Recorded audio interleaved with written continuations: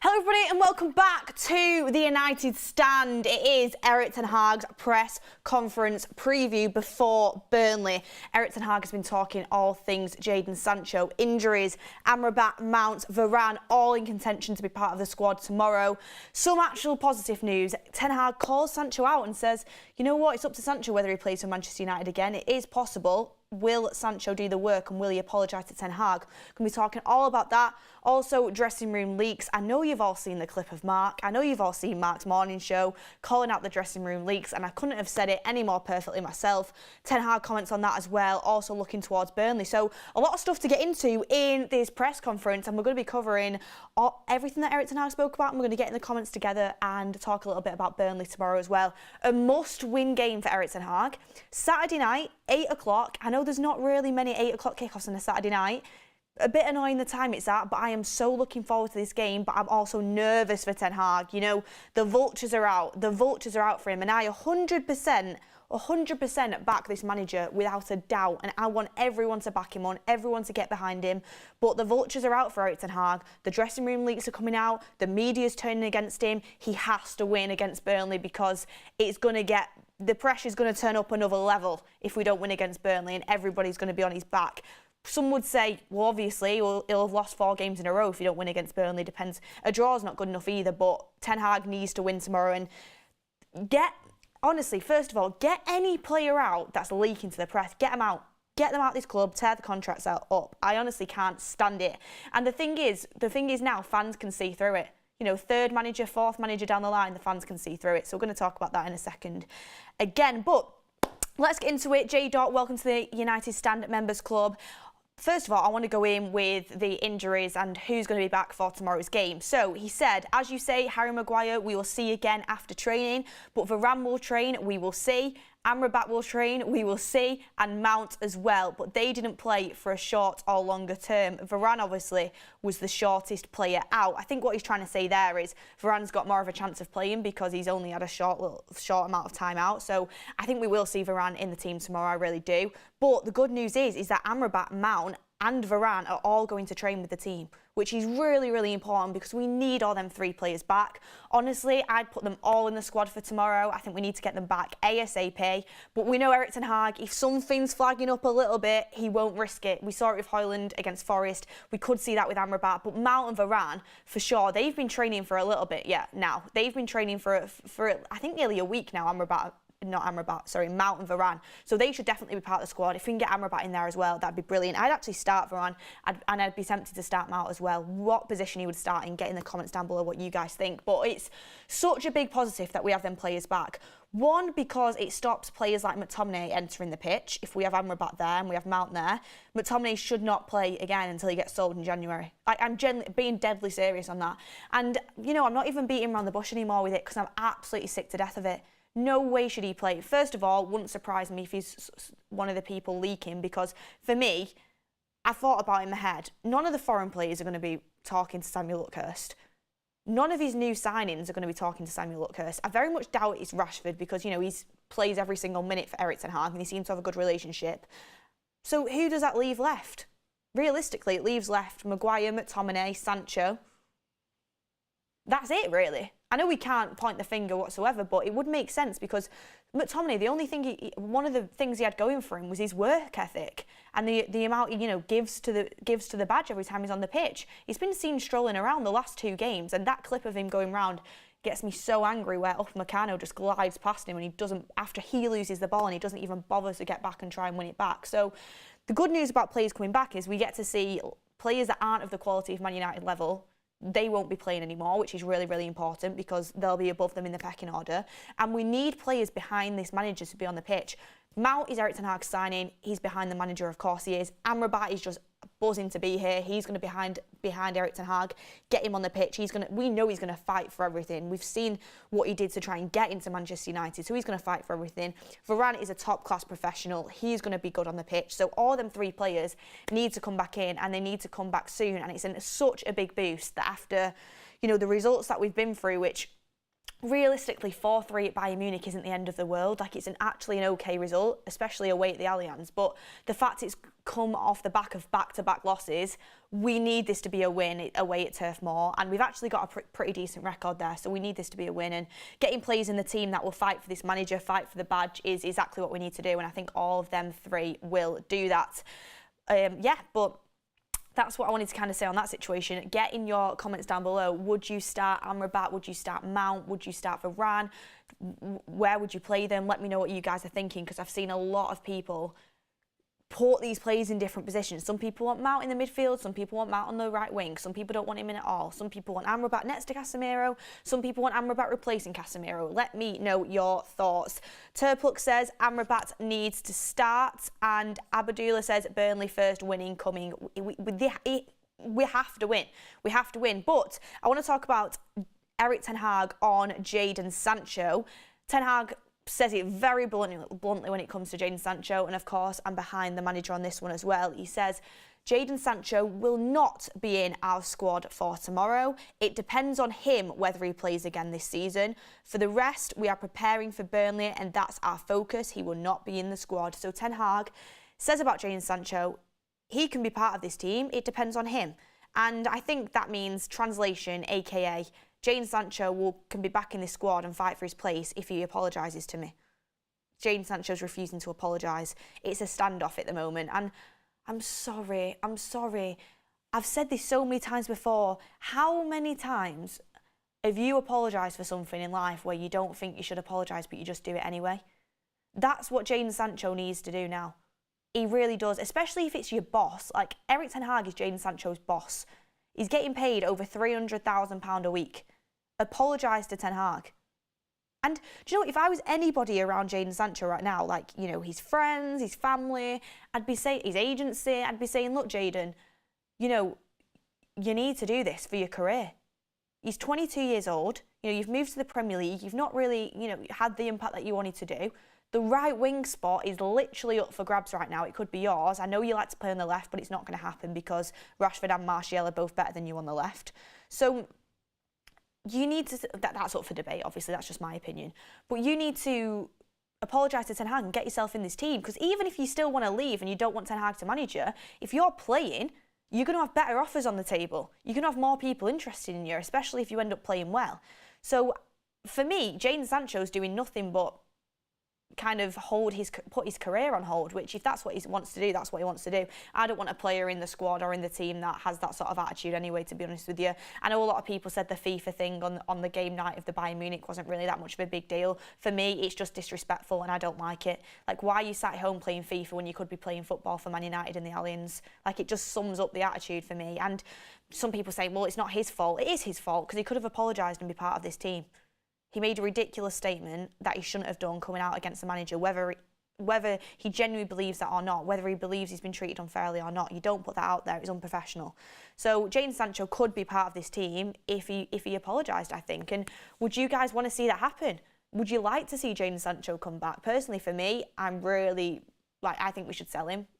Not bothered. But if he was willing to put the work in, of course, I believe in second chances. And I think he's a good player. I think he's a top quality player. He's just not putting in the work and he's not got the right attitude. For me, that's what, from the outside looking in with Jadon Sancho, I see a top quality talent that isn't putting in the right work to get himself to the level that he could be. That's just my opinion from the outside looking in, but we'll see what happens with that. Bye, Khaled, member for 3 months. They are used to throwing the manager under the bus, but this time around we would do the opposite. Name the toxic players and shame them in public.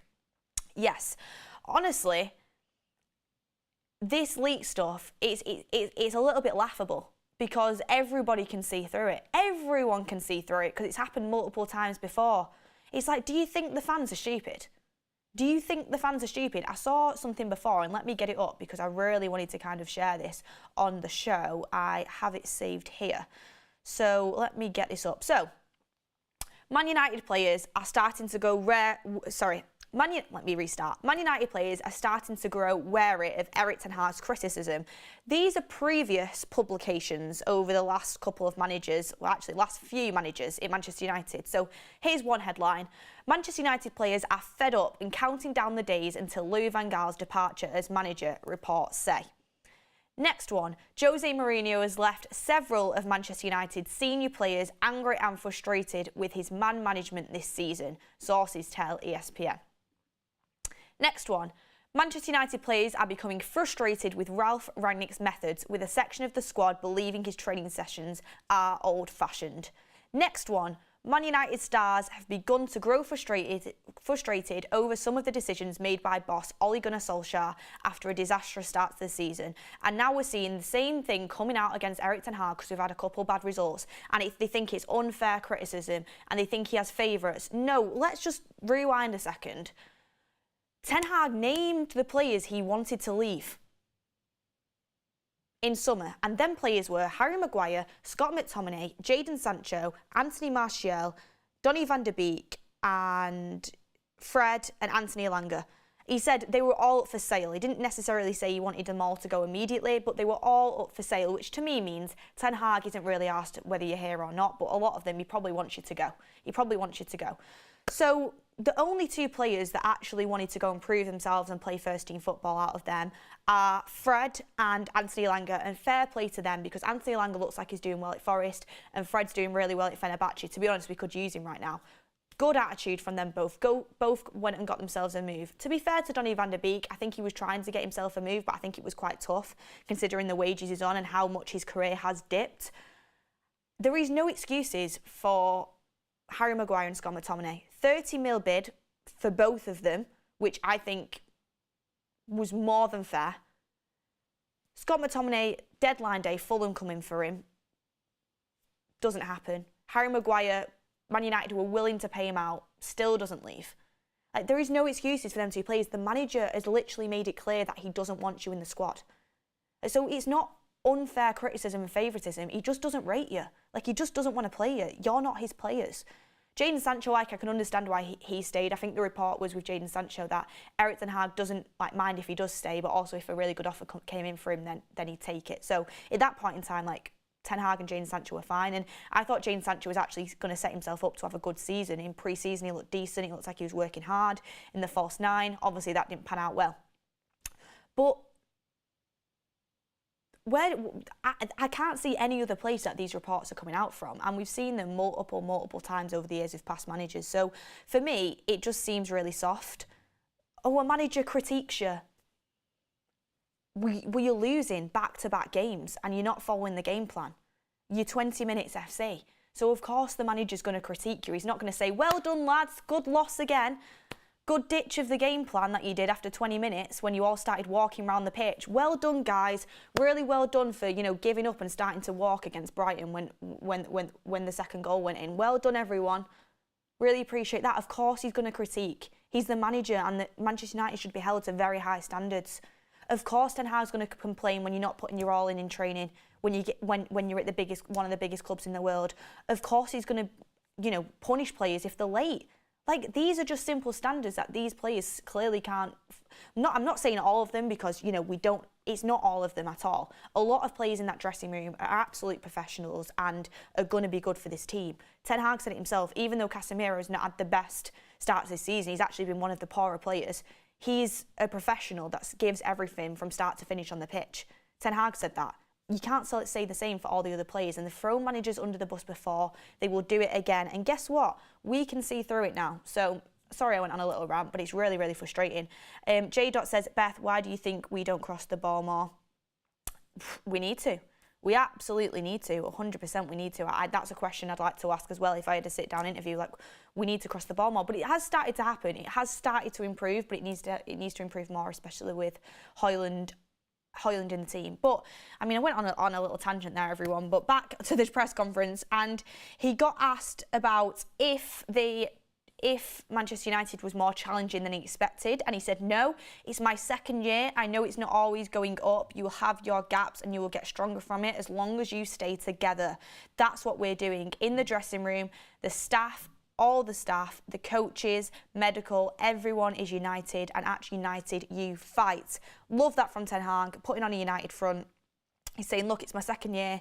Of course he wants to be better. Of course, you know, he should be better, but we've got to stick together and we'll get through it. Don't think everyone got the memo, Eric, unfortunately for you, and I hope they do, because I love Eric Ten Hag, and I think if Eric Ten Hag somehow ends up leaving this football club, it will be one of the worst mistakes that we have done, in my opinion. Like, we need to get behind this manager and not let the player power win. And I'm not saying it's everyone, because of course it's not. You know, there's some players in that dressing room that I absolutely love, and I think they should hold their heads high. And yeah, players can have bad spells of form. Of course they can. Martinez has not been the best at the start of this season, but I rate him so highly because he's got a top-class mentality. He gives everything, and I know he's a good player that has the right attitude to play for this club. That's what I want. Players are allowed to lose games. Players are allowed to, you know, have bad days. But what I will not allow is turning against the manager through leaks, being lazy on the football pitch, and not having the right attitude. They're things that you just will never be acceptable. But Ten Hag says that everyone's together and they're going to fight together. I hope that is the case. And Ten Hag got asked about the dressing room unrest, and he said, I don't know if it's a leak. You should know, Eric, because to me that suggests it probably is a leak. It has to be a leak. Samuel Luckhurst not just sat there and made it all up. Someone's told him that. And you know, there's been articles like this before, so there is a leak in there. He put, I don't know if it's a leak, but I know my opinion and I know my players. Everyone can make suggestions and we are okay with it. At United, you have to win every game, so it doesn't change anything.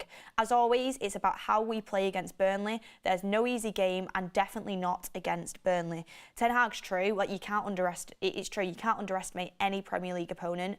Burnley are going to think they can get something from us at Turf Moor, as they should. As they should. You know, Kompany's going to be going into that game thinking he can definitely get something out of United. We were on, you know, back-to-back losses. It looks like the dressing room's fragmented. Media's, you know, literally looking down on Ten Hag like this, waiting to pounce on him.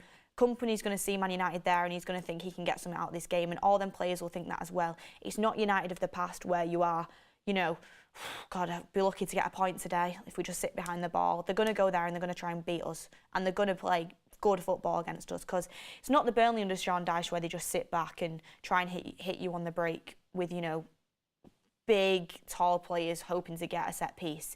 They're a Burnley where they're going to play football. I do think we can get them, and I think we should be winning this game. There's absolutely no excuses. We have to win. But Ten Hag's right that it's going to be tough, especially off the back of, you know, the games we've just come off. But he says, talking about the leaks, he didn't really say much on it. What's he going to say? He's not going to sit there and say, yeah, I'm really disappointed that players that I didn't even want to be here have leaked to the media and are causing problems in the dressing room. And that's just me speculating, but I just cannot see it being a foreign player. It's got to go into Samuel Luckhurst and saying that to them. And I cannot see it being someone that Ten Hag is playing, giving a lot of minutes to and playing week in, week out. So that's just speculation, but that's what Ten Hag had to say on that. Eric Ten Hag says the same stuff every press conference. He's very good at keeping stuff to himself. It's like even with the injury thing, he says, we will see on Varane, we will see on Amrabat, we will see on Mount. Like, he gave us literally nothing. He didn't tell us players would be back or not at all. I suppose, Beth, the leaks could be from any one of the staff. Yeah, it could be. It could be, that's fair enough. It could be from the staff, but what staff is going to be leaking against Eric Ten Hag? I don't get what staff would be leaking against the manager. Someone tell me what the motive is for staff inside Eric Ten Hag's dressing room to leak against him. I don't see a motivation there from that, to be honest with you, especially to the press like that. And Ten Hag got asked again. Oh, here we go. I wrote something down as well. One thing I wrote down that I wanted to get across is more than half of this squad doesn't get in any big club. Like, it just doesn't. So they can think, you know, Eric Ten Hag's wrong for not picking them. They can think, you know, Ten Hag's being overly unfair. You wouldn't get in at any other top team. Man United's supposed to be, you know, we were supposed to be challenging this year. At least getting into the top four. Do you think over half our squad would get into Arsenal, City, Liverpool? Would they, heck? Not in a million years. So you can try and act like you're better than you are, but you're not. Like, realistically, if you put Bayern Munich's team against ours on Wednesday, I was looking at it, they were better than us in nearly every department. Like, their midfield compared to ours was better. Like, we don't have the highest qualities of players, let's be honest. Especially, we have a good starting 11 when everyone's fit. We have a very good starting 11 when everyone's fit. But across the squad, we don't. We don't at all. And, you know, that's why maybe Harry Maguire was disappointed when it was only West Ham coming in for him. And by the way, the fact he was turning his nose up at West Ham are a good side that I actually think are going to do really well this year. And he could have been part of that as captain. So, you know, McTominay, to be fair, Bayern Munich, I think, came in for McTominay, should have tried to do that deal. But, you know, would McTominay start for Bayern? No, he wouldn't, would he? Anyway, Ten Hag on Burnley. We know how intense they play football. We know their approach. I like the approach from them, the adventure, the high intensity and the dynamic in their game. So we will have to play our best. Erik Ten Hag is not wrong. We will have to play our best. Burnley they'll be cautious because they know the threats that we have in the sense of on the counter-attack. For example, Spurs beat them 5-2 at Turf Moor. They're going to take a lot of lessons out of that. Spurs, dismantled Burnley. They really, really did. But Burnley against Nottingham Forest, I was watching that game, and even against City opening day of the season, they have good patterns of play going forward. They really do. And against Nottingham Forest, they should have won that game. They were a bit robbed with a VAR decision, wasn't they? So Burnley looked a lot better in that Forest game. They're at home, they're at Turf Moor, they've still not got a win yet this season. They're going to be massively up for it. They can play well through the lines. They are very good at creating attacks. Our defence has been poor. I think Burnley will score tomorrow. I do think Burnley will score, but I think we'll have to outscore them. I'm going for a Man United 2-1 win, but I do think they'll score because they have good threat going forward. I really do. That winger that they've got, let me try and what's the winger called? Koleosho? Is that what he's called? He looks top quality. He's going to be a handful for our defenders. And you've got to think about it as well. Dallo and Reguilon are playing 90 minutes back to back for weeks now because we have no fullback cover. They're even going to be playing against Crystal Palace in the Cup. So we've got to be on our best form because this Burnley team can attack you, and I think we will concede. We've got to go there and score though. And to be fair, I think we can get it Burnley defensively. I do think they have gaps, but they did bring in, I was speaking to a Burnley fan the other day, they brought in Charlie Taylor at left back that shored up the defence a lot in the last game, and they'll probably play him again. But get in the comments as well, what would your team be? Like, who would you be front three? A lot of question marks over who would be Man United's front three in this game. I think I'd go with Pellistri, Højlund and Rashford still, but I'd be tempted to bring Martial in on the left. I really, really would. And Garnacho, I think, is a brilliant super sub to have as well. I don't think Pellistri should be dropped because I thought he did a good job against Bayern Munich, and are you going to really drop him? I thought at first maybe I'd like to play Højlund, Martial and Rashford on the right, but then I was thinking it would be unfair to drop Pellistri. It really would after playing against Bayern Munich. So let me know in the comments what you guys would think. But Ten Hag also got asked, this was a really interesting one from Ten Hag, an interesting question. Ten Hag got asked on Keys Voss, obviously the agency that, there was reports obviously that the agency that Ten Hag and Man United are doing a lot of deals for players with, Ten Hag's son works with, and it's Ten Hag's agent on Keys Voss basically, and he got asked if it's a conflict of interest, etc. And he said it can't be a conflict of interest because we make very good agreements about it from the start. How we cooperate in that manner for play decisions, for transfers, it's always 50-50.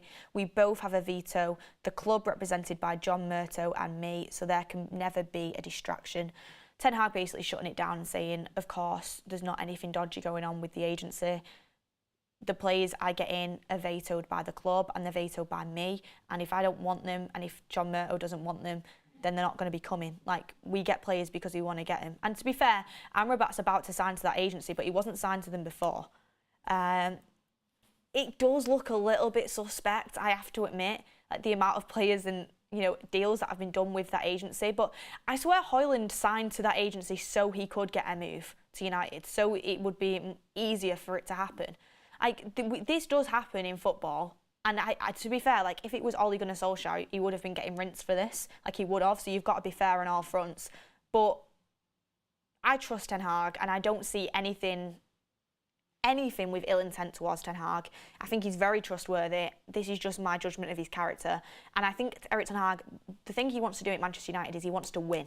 He wants to win, and he wants to be a successful manager. He's not going to let little side deals get in the way of that could possibly compromise him. I do think all the players that Ten Hag's brought in are players that he or Manchester United have wanted. Maybe it's not his first choice. We know he wanted Kim Min-jae, we know he wanted De Jong, we know he wanted Harry Kane, we know he wanted Jurrien Timber. So of course Ten Hag's had to miss out on his first choice in a lot of positions over the last 2 windows. He wanted Gakpo as well in January, didn't get him. So he has missed out. But I don't see anything with Ten Hag where that would be the case, if I'm going to be honest. And let's be honest, he's not going to... So when someone asks him that in the press conference, oh, do you think it's a conflict of interest, Eric? Yeah, I think it is. I'm doing it all for a little bit of extra money for my son. Of course he's not going to say that. Of course he's not going to say that, and I don't think that is the case as well. So, pretty pointless question, to be honest, because what's he meant to say back to it? But that is exactly what he said on that one. But get in the comments. I want to hear your front threes on this one. Interesting. Reguilon and Martial are playing for a new contract, 350k like Rashford and Sancho. I don't know if Martial will be able to secure a new contract. Let's be honest, he's so injury prone. I think no matter what Anthony Martial does, unless he absolutely pulls up trees and doesn't get injured all season, I highly doubt he'll be getting a new contract offered to him at the end of his deal. I think Martial will end up leaving on a free. And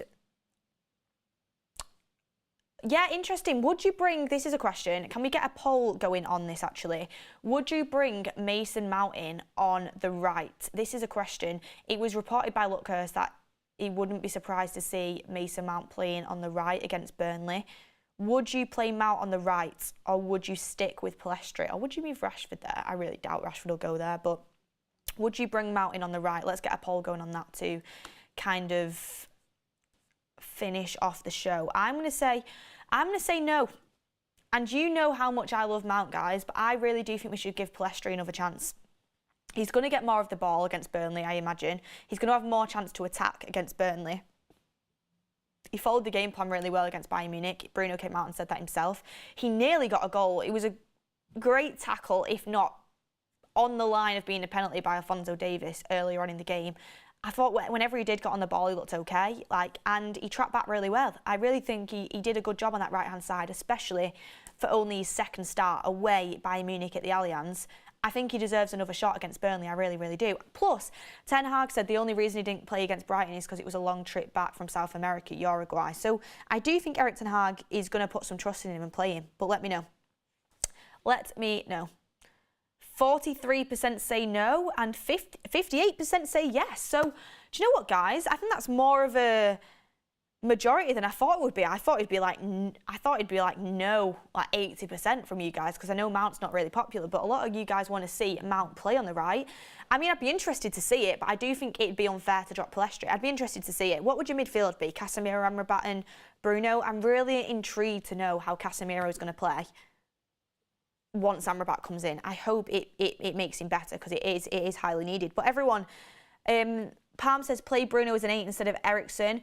I would do that. I would not be against it. Like Casemiro, Bruno and Mount with Bruno as the 8, I wouldn't be against as well, because I think it makes Bruno more disciplined. I think Bruno can play the 8 role for United. I think he can do it to a high level, and plus I think it makes him more disciplined, which is what we need. So I won't be against that as well. I just don't think Erik Ten Hag would do it. MH84 says, Beth, do you think Erik Ten Hag right now is stubborn implementing his way of play, or should he find a way to use formations suitable with current players that we have now? I think Erik Ten Hag should stick to the way he wants to play. If he just keeps backtracking on where he wants to go, he's never gonna construct that style of play, which, to be honest, we still don't really see the proper identity of United. So I think he needs to stick with it, and I think we will come through this patch. Ronnie Dodge says Mount got most of his goals and assists on the right wing. Interesting. So that could be Mason Mount's new position, you know, if he does really well. I know he's played there for Chelsea a lot, and I know everyone wants to see Casemiro, Amrabat and Bruno as the midfield, because it just gives that defensive reassurance that we need. Like, we need that midfield to be shored up a little bit. We need the legs of Amrabat in there, and we need physicality in the sense of Amrabat. So to kind of steady the ship, Mount on the right could actually be a really good shout, because it gets Erik Ten Hag's new signing in. we know he's played well there in the past, and it keeps the midfield solid. So it'd be interesting to see, especially because we're away from home. Anyway, guys, that is the end of the video, because that was Erik ten Hag's press conference. It was quite short and sweet. Didn't really get much. The good thing is we know that Varane, Amrabat and Mount will all train and could be available for tomorrow's game. And, you know, I said what I said about the leaks, and I stand by it. Ten Hag not underestimating Burnley, but it is super, super important for Erik ten Hag to win this game. I said before, everyone manifest and everyone hope. I'm hoping and praying that we come out of this game with no new injuries, players come back into the squad, and we come out with a win. We need a win. We've got a good run of fixtures coming up now in the league. We need to get onto a winning track, and you know, this season is totally salvageable. But at the moment, people are hunting and praying and circling on Erik ten Hag, and he needs to get a win at Burnley to kind of ease the pressure a little bit. But look, everyone, thank you very much for watching on your Friday afternoon. Make sure you hit a like on the video if you're behind Erik ten Hag and you want to get the win tomorrow, get the 3 points in the league. Feels like it's been a while since Man United have had a win in a game with 3 points. Let's be honest, like it's been too long. Everyone enjoy the rest of your Friday. Make sure you get your comments down below. What front three you would play, what midfield you would play. I think the defence picks himself. What's your opinions on the Sancho situation? I'll read through and have a look. Also, how great was the call-in show yesterday? Absolutely loved it. Another one of them coming on Monday. Join the Discord if you haven't already. But everyone, have a lovely Friday night. Mark will be back with the 8 PM show later on. And yeah, roll on United tomorrow. All the match day stuff as usual. Come on, Erik ten Hag. Let's get behind this manager and hopefully we have a good win tomorrow. See you later, everyone.